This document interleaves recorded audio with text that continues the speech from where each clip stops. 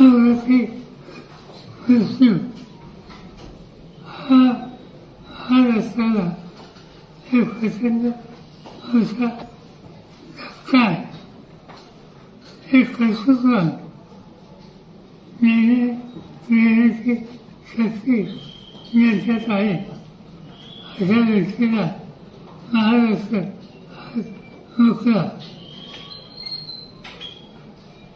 हे काही नुकसान झालं ते भरून निघणार नाही, पण सगळ्याच गोष्टी आपल्या हातात नसतात. मी आज मीडियासमोर येणार नसतो, परंतु काही विरोध करतात. हा अंगरात याच्यामागे काहीतरी राजकारण आहे अशा प्रकारची भूमिका कलकत्त्यावरून मांडली गेली.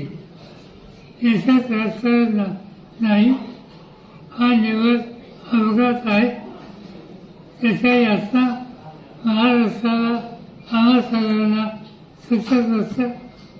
कृपा करून इथं राजकारण आणू नये एवढंच सांगायचं.